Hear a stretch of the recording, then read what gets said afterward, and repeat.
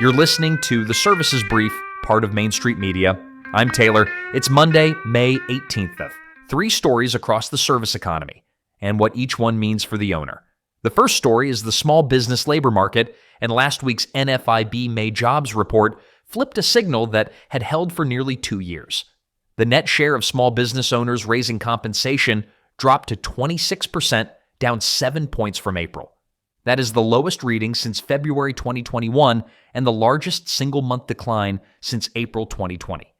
Job openings owners could not fill held at 34%, the lowest reading since January 2021. But inside that headline, the quality gap is still wide. 48% of owners who are hiring or trying to hire report few or no qualified applicants.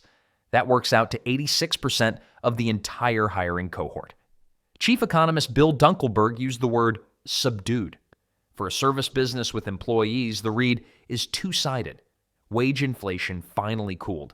The defensive comp bumps you made through 2024 and 2025 to keep your best techs are not getting bid up at the same pace this quarter. That is real margin relief. But replacement cost is still expensive because the candidates you can hire are still mostly not the candidates you want. Action this week. Pull your last 2 comp cycles for the techs you cannot afford to lose. If the market is cooling and your top performers are still getting outside calls, this is the window to lock in retention with structured raises, equity, or a defined career path before a competitor with a larger ad budget makes the offer for you. Story 2 is technology. Intuit went live with QuickBooks Workforce on May 8th, embedded directly inside QuickBooks Online and the Intuit Enterprise Suite.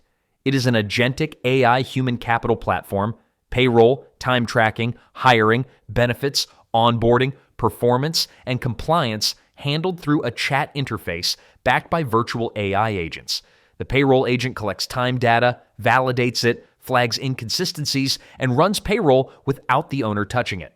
Hiring and recruiting workflows sit in the same stack. The owner impact question is direct. What does this mean for someone running a service business with employees? It means the cost of running back office HR just hit a new floor. Most service businesses under 50 employees pay a bookkeeper or a PEO somewhere between $500 and $2,500 a month for the same workflows QuickBooks Workforce now handles natively inside the tool the business already uses for the general ledger. The integration math is what matters. Payroll cost, data flows into job costing automatically, applicant tracking ties to onboarding, and the compliance layer is recalculated as wages and rules change.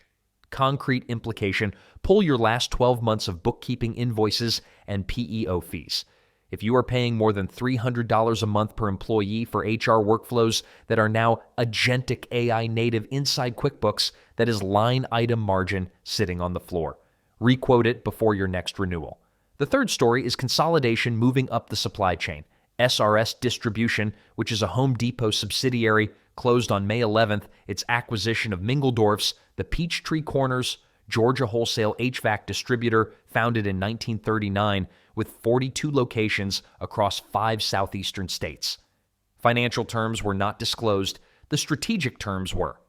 Home Depot just added HVAC distribution as a new vertical and pulled the addressable market for SRS up to roughly $1.2 trillion. The HVAC distribution slice alone is about $100 billion.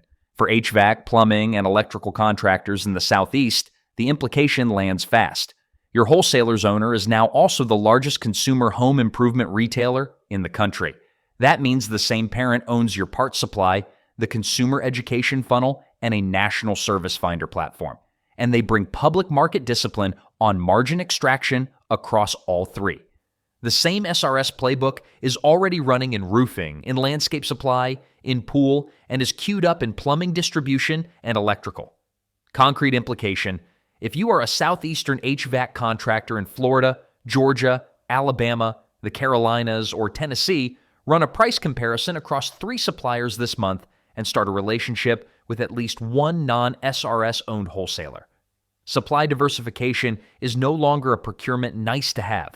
It is a competitive necessity the moment your single channel is owned by a publicly traded retailer with $1.2 trillion of addressable demand to defend. That's it for Monday.